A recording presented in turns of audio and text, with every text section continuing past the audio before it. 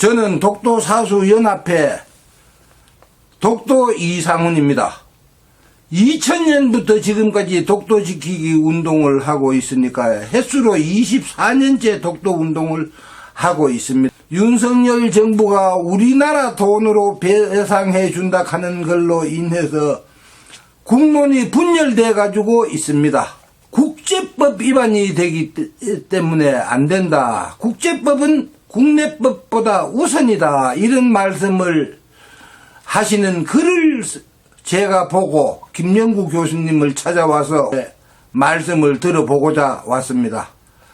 우리 이상훈 회장님 감사합니다. 지금 간단히 말씀드리겠습니다. 이제 국제법이 우선이다 이런 말씀을 하시는데 좀 쉽게 말씀을 드려서 저기에 문제되는 것은 청구권 협정 1965년에 한국 정부하고 일본 정부가 체결한 청구권 협정 제2조에 배상 책임은 불가역적으로 그러니까 앞으로 더 올라가지 말고 이걸 다 끝났다 하는 조항을 집어넣었어요. 조약에서 집어넣었어요. 근데 조약에서 정한 것은 국내법보다 우선합니다. 이게 국제법의 원칙입니다. 그렇기 때문에 그 소위 문재인 정부 때도 대법원 판결이 나왔음에도 불구하고 그것을 강제 집행을 못했어요. 왜 못했냐? 강제 집행을 하면은 대한민국이 65년 청구권 협정을 위반하는 거야. 국제법을 위반하는 거야. 그러니까는 그걸 못했던 겁니다. 근데 이제 얼른 들을 때 왜 대법원이 일본 그 기업들한테 직접 배상을 하라고 판결을 해 줬는데도 왜 못하고 윤석열 정부는 뭐 기금을 마련해서 배상하고 이자를 준다. 왜 그렇게 하느냐? 하고 이제 이것을 비판합니다. 근데 그 똑같은 얘기입니다.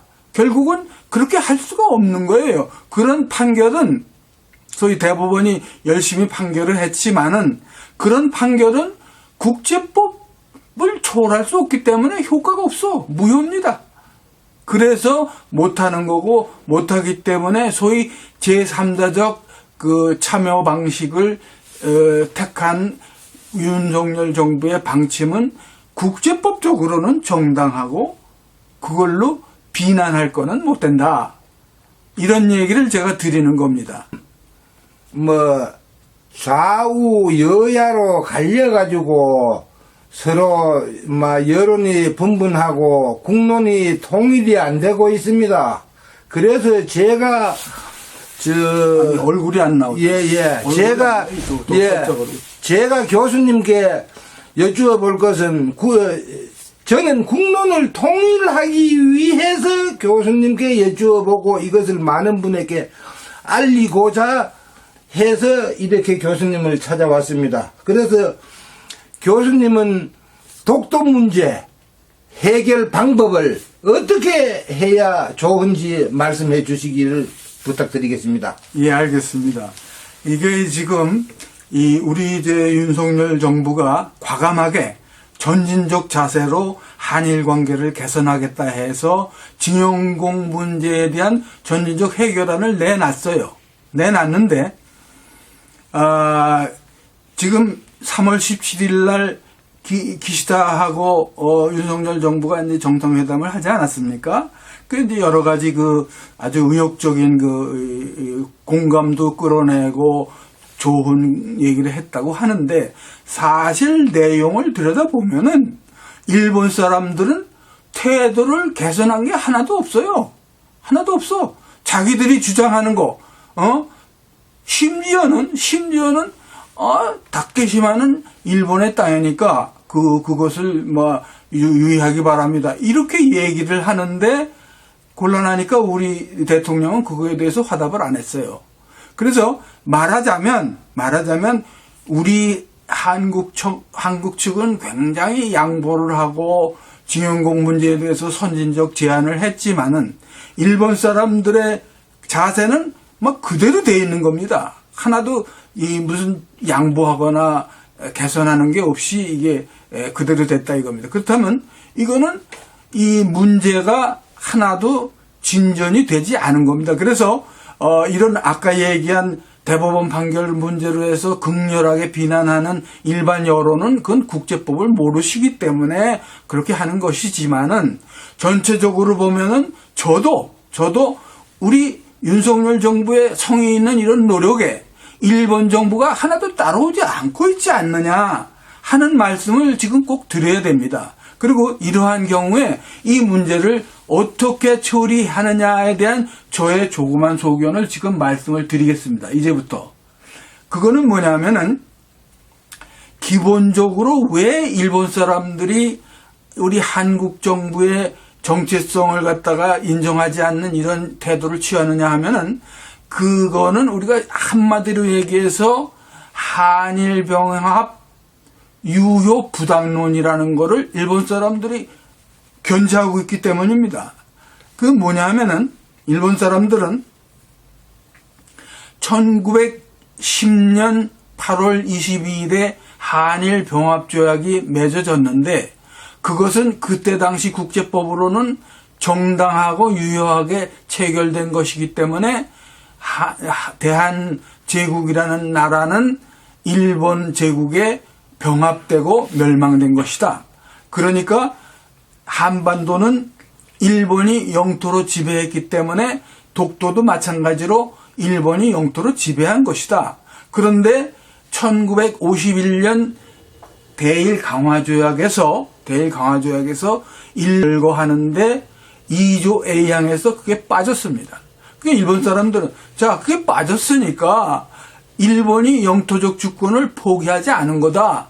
그러니까는 독도는 즉 그 사람들 말로는 다케시마는 그 일본 영토가 아니냐 이런 얘기입니다. 이게 말하자면 유효 부당론이에요. 부당론이라는 거는 이제 식민 통치 기간 중에 일본 사람들이 인도적으로 용서할 수 없는 잔인한 행위, 잔혹한 행위들을 한 거를 미안하다. 그건 부당한 것이었다. 그래서 부당하지만은 조약 자체는 유효했던 것이다. 이렇게 돼 있습니다. 근데 이것이 1965년 한일 기본관계 조약에 한국과 일본 정부 간에 명시적으로 조약으로 굳어져 있어요. 뭐냐면 그 기본관계 조약 제2조에 처음에는 우리가 이러한 을산늑약 또는 정미칠 조약 이런 여러 조약들은 전부 당초부터 무효다. 거기에는 물론 병합조약도 포함되죠. 병합조약도 무효다. 이런 주문을 넣는데 일본 사람들이 그건 우리 동의할 수 없다. 그래가지고 이제 여러 번 서로 이렇게 설왕설래를 하다가 나중에 급하니까 왜 급하냐면 이제 미국이 그거 기본관계조약 빨리 타결을 하시오. 그리고 자꾸 독촉을 하니까 이거를 이미 무효다. 이렇게 어구를 고쳤어요. 이미 무효다. 그럼 이미 무효라는 것은 무슨 말이냐면 이제 지금은 무효가 됐지만 체결 당시는 한때는 유효한 것이었다. 그 조약이 성립되었었다. 유효한 것이었다. 그러니까 대한제국은 멸망한 것이다. 그리고 독도는 역시 일본 땅으로 남아있다. 이런 식의 얘기를 가능할 수 있도록 하는 한국과 일본 간의 조약이 지금 살아있다 이겁니다. 그것이. 그러면 그것은 그대로 살아놔두면 안 돼. 근데 지금 한일 관계를 개선하고 한미일 공조를 전략 공조를 해야 되는데 이런 것들을 어떻게 집어나가느냐 하는 것은 이것은 일본 사람들이 정의와 인도의 원칙으로 돌아와야 됩니다. 지금 이 일본 사람들이 1945년에 태평양전쟁에서 패망을 하고 그래가지고 이제 그때 당시 우리 대한민국이 이 대일 강화 조약이 아직 체결도 되기 전에 서구 열강이나 이 열강들이 카이로 선언이나 이런 거로 해서 대한제국은 망한 게 아니다. 대한제국은 망한 게 아니니까 반드시 독립시켜야 된다. 이렇게 카이로 선언에서 선언을 하고 강화조약하고는 아무 상관없이 우리가 1948년 8월 15일에 국권을 회복하지 않았습니까? 그러니까 그것은 그때 당시 국제사회의 여러 가지 법적 인식으로는 대한제국은 멸망하지 않고 국가적 동일성이 계속돼 왔다. 그때까지 그러니까 36년 동안 뭐 일본이 통치하고 한 것은 군사적 점령에 불과하다. 이런 인식이 있었는데 이것이 언제 바뀌었냐 하면은 1950년에 바뀌었습니다. 그건 뭐냐 하면 이제 소련 공산 세력이 자꾸 동북아에서 커지니까 이것을 막기 위한 하나의 전략적 방법으로 미국 이 소위 떨레스 국무장관하고 다그라스 맥카더 점령군 사령관이 좋다. 그러면 이제부터 일본은 2차 대전의 적국이며 전범 국가였는데 그거 다 없다. 전쟁 책임을 다 면제한다. 그리고 일본은 미국의 전략적 그 동조자로서 동맹국가로서 다시 이거 한다 하고 해가지고 소위 강화조약 제14조에서는 일본의 전쟁 책임을 전부 면제시켜줬어요. 그래서 소위 요시다 시게루 일본 수상이 이것을 하나의 찬스로 잡아가지고 자기들은 전쟁 책임이 없다. 그리고 모든 동남아 국가에 우선해서 우리는 미국의 동조자다. 이렇게 해가지고 이제 말하자면은 자기들의 입장을 슬쩍 바꿔가지고 말하자면은 한일 병합조약은 결국 유효다. 그러니까는 독도는 결국 한국 땅이다 하는 일본 땅이다 하는 이런 아주 엄청난 이 태도 표변을 한 겁니다. 그래서 제가 지금 지적하고 싶은 것은 이러한 제국주의적인 일본의 오만한 태도를 만들어준 것은 다름 아닌 미국의 편의적 전략 개념입니다. 그러니까 여기에는 미국이 이 책임을 져야 돼. 65년 한일 기본관계 조약을 맺을 때도 미국이 상당히 압박을 했어요. 빨리 체결을 해달라고. 그러니까 막 급해가지고 이미 무효다 뭐 이런 식으로 했는데 그럼 거기에 대한 미국의 책임을 져야 돼. 미국은 사실은 이 2차 대전의 패전 국가가 독일도 있고 일본도 있습니다. 유럽에서는 독일이고 동북아에서는 일본입니다. 근데 한번 생각해 보세요. 유럽에서 독일에게 전쟁 책임을 면제해 줬습니까? 아닙니다.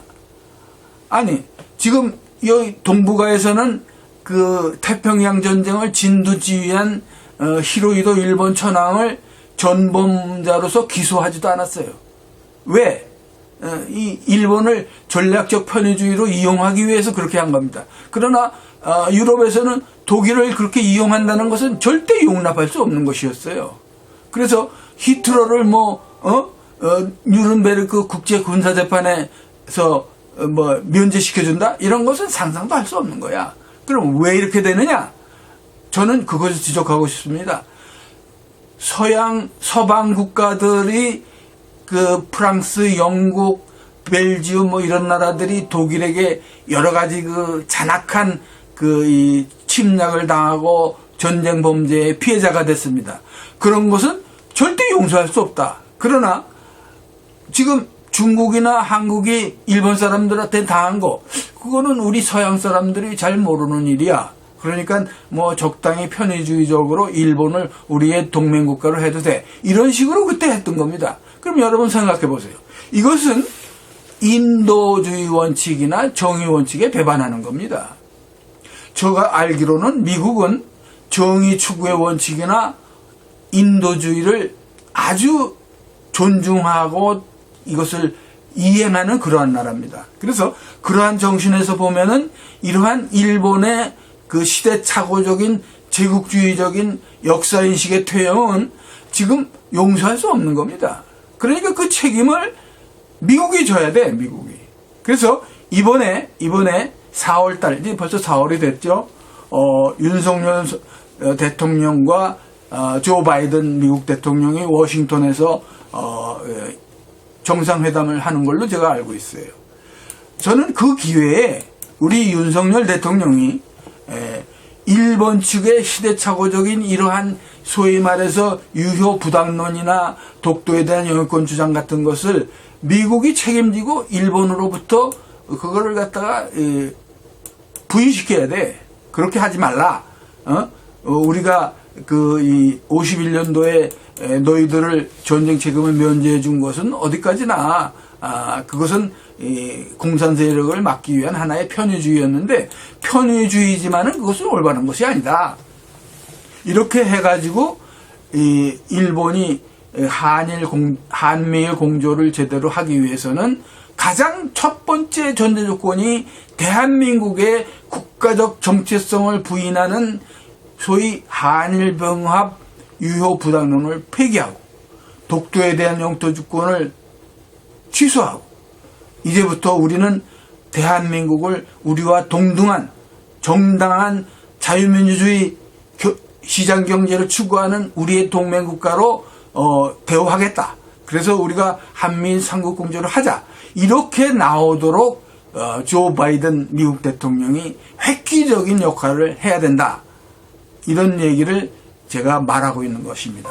여기까지 말씀드리겠습니다. 예, 1차 초안. 1차 초안부터 5차 초안. 예, 샌프란시스코 조약이 5차 초안까지는 독도가 다케시마가 한국 땅이다고 기록이 돼가 있는 걸로 그렇습니다. 알고 있습니다. 그렇게 돼 있습니다. 독도가 한국 땅이다 예, 아니고 예. 다케시마가 한국 땅이다 이렇게 기록이 되는데 6차 초안에서 미국이 다케시마는 일본 땅이다고 저거가 나왔을 때 예. 오스트라리아하고 어디 뭐 영국. 영국하고 호주. 3개 나라가 그러면 반대를 했단 말이죠. 네, 반대를 했어요. 예, 그러면은 또 교수님 카이로 회담과 포츠담 회담에서는 연합군 측이 우리가 정하는 섬 외에는 일본 땅이 아니다 하는 부분이 들어있죠. 있어요. 예, 그런 부분이 들어가 있는데 연합군 측에서 독도를 일본 땅이라고 정한 일은 단 한 번도 없고 없어요. 미국이 혼자서 겠는 거다. 연합군이 정하지 않았기 때문에 독도는 일본 땅이 아니라고 저는 주장을 하고 있습니다. 맞아요. 맞습니다.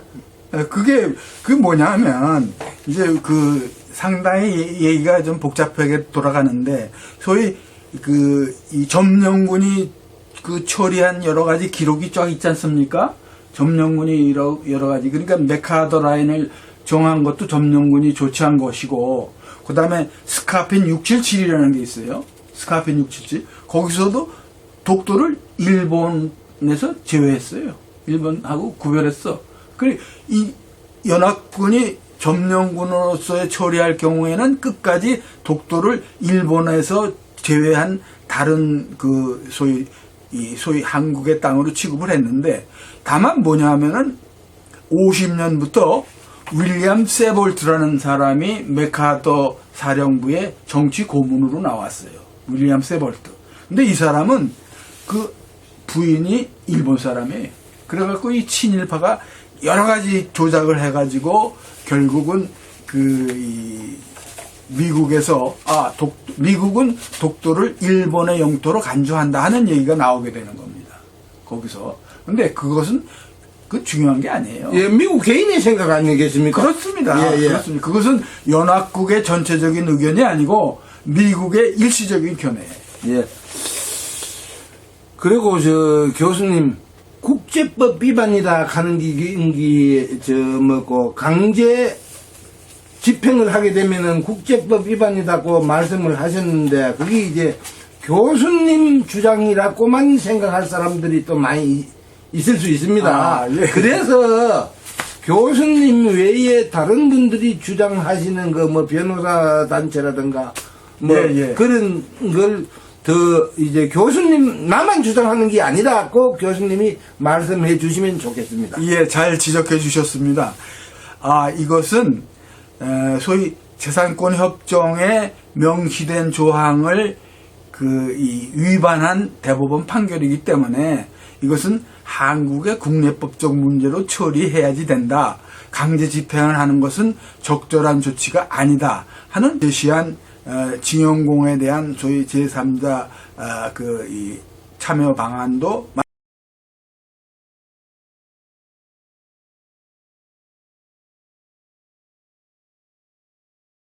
예요, 간다는 거.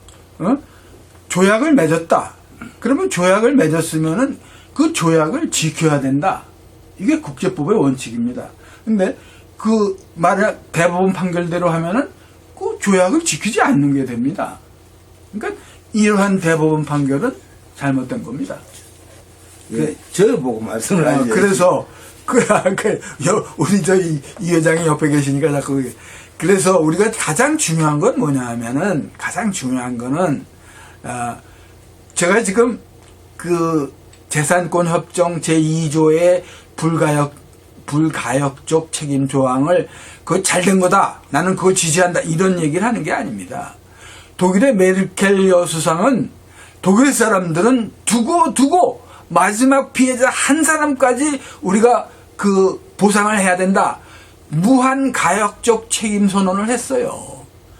일본하고 합의할 때 우리가 무한 가역적 책임 선언을 해야 돼. 그런데 우리 그렇게 못했어. 합의를 그렇게 못했으니까 그 합의한 대로 지켜야 된다. 이 얘기를 하는 겁니다. 그런 그 차이를 이해해 주시기 바랍니다. 여기까지 말씀드리겠습니다. 예. 예, 교수님, 더 듣고 싶은 말은 참 많습니다만은, 이게 영상이 너무 길면 또 보시는 분들이 지루함을 느끼는 일이기 때문에 여기까지만 하겠습니다. 예, 감사합니다. 자관 시청해 주시는 여러분들 감사합니다. 감사합니다. 예.